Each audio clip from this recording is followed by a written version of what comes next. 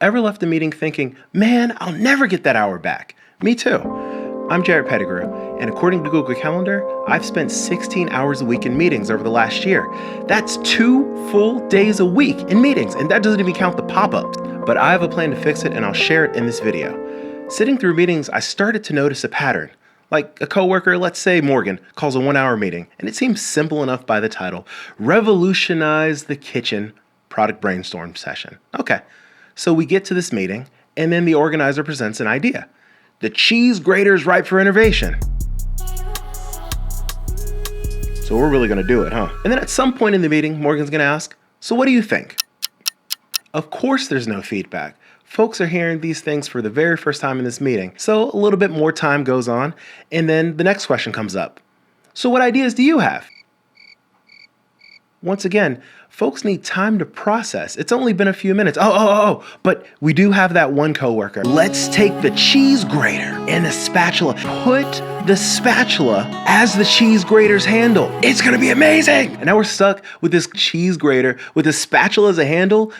The ergonomics on that are garbage. No one's gonna use that. And a question that comes to mind is, did that meeting need to happen? And I'd argue, no, at least not in that form. We're gonna get less overall feedback. And then of the feedback that we do get, it's gonna be lower quality. You're gonna get the feedback from the loudest, most impulsive people, and they're gonna push everyone else around, and they're gonna win, if you will. And unfortunately, that leaves the quieter, more thoughtful people shut out. Their ideas nowhere to be found. And if you're wincing, if you feel some sort of way about that, take a look at that video up there. When I say synchronous engagements, I'm talking face-to-face interaction. In the physical world, this is at the water cooler, coffee machine, break room, also virtual. Say we're on a video call, we jumped on Google Meet to chat for a little bit. It requires both of our attention, so we're synchronously speaking. According to a 2022 Otter.ai study, 1/3 of meetings are unnecessary, and it wastes hundreds of millions of dollars per year in employee time. My suggestion is more intention when scheduling meetings. A lot like Shopify, actually.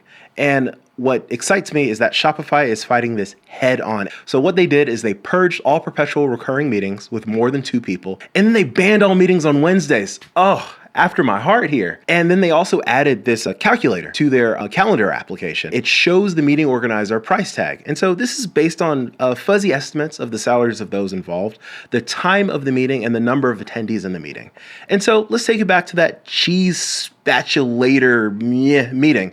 If we had an exec or two in that meeting, we're talking $2,000 for a product that's not gonna sell. Before we move on, drop a line in the comments. Tell me about one of your most worthless meetings. In fact, I'll add one of mine down there as well.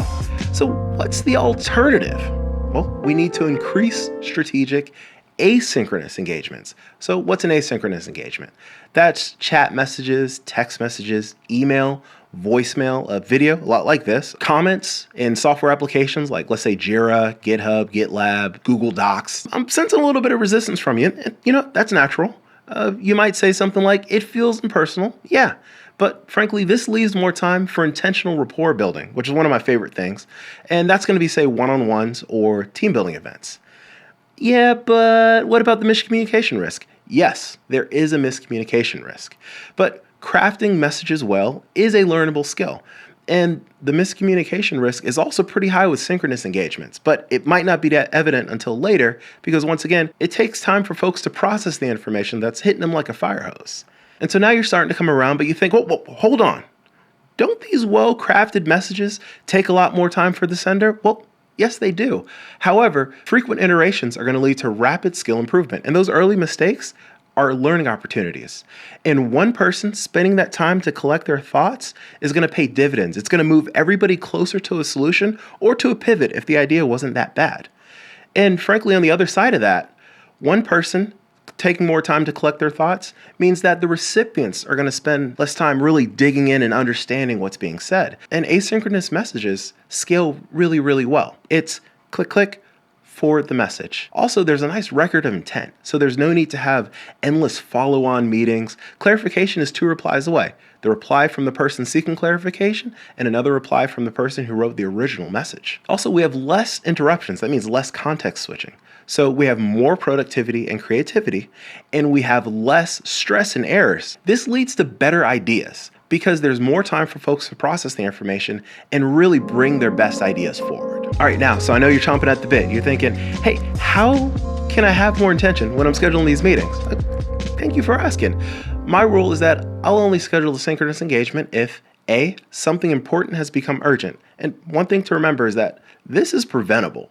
So make sure you schedule post-mortem so that we make sure this doesn't happen again. B, finalizing a well-defined document. Maybe we generated it asynchronously. Maybe we had an initial kickoff meeting or something. And we worked on it back and forth, and we just need to get together, go line by line, and make sure that this is exactly what we want to present to our customer. Or C, building rapport. So the company that I work with is mostly remote. And what I do when a new person comes on and I want to meet them is I will throw a meeting on their calendar and we'll chat for 30 minutes or so.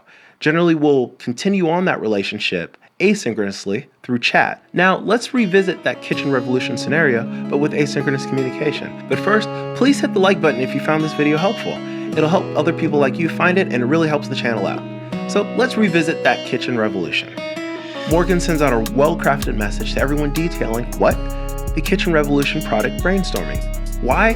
Because the numbers are down in appliance sales for 3 consecutive quarters, and it's getting a little ugly over there. Extra info we need? Well, market research indicates that consumers are pretty unhappy with existing cheese grater technology. There could be an opening there. And the clear request to all of us, are cheese graters it? Leave a note in the document. Are there other areas on which we could improve? Do you really need a new spatula? Leave a note in the document. And now the stage is set for a productive exchange. And the beauty is that with this initial planning up front, and we have a document seeded with ideas, we can start going through and talking through ways to really revolutionize the kitchen. We're gonna make the kitchen great again. Do not put that in the video. Wow. Now here's a challenge for you. I'd like you to try this within the next 7 days. If you schedule meetings for the next one, first ask yourself, does this need to be a meeting, or do I just want to hear myself talk? Number 2, ask yourself, how can I use asynchronous tools to shorten the meeting length, limit the need for follow-ups, or invalidate the reason for calling the meeting at all? Now, if you don't schedule meetings, look at the invite for an upcoming event where the objective is clear and understood. Take the time to crystallize and document your thoughts. And next, and this might feel a little uncomfortable, but what I want you to do is share those thoughts with others on the invite list for feedback. And so for a smaller meeting, you might reply all. And when I say small meeting, I mean like a tiny one. But anything larger than a 3-person meeting, I'd highly recommend creating a collaborative doc, like say a Google Doc or something, putting your thoughts in there and asking folks to give you feedback in that doc, like right there in the comments gutter. You see the feedback and you're kind of like, all right, well, John had a great idea there. And then maybe Morgan pops in. And then once you go into the meeting, bam, bam, bam, bam, bam. Great product. Thank me later. To dig deeper into what it takes to be a well-rounded technologist, take a look at this video. Thank y'all so much and have a wonderful rest of your day, evening, whatever, weekend. Stay beautiful. You are beautiful. Even if you think you're not, you're beautiful.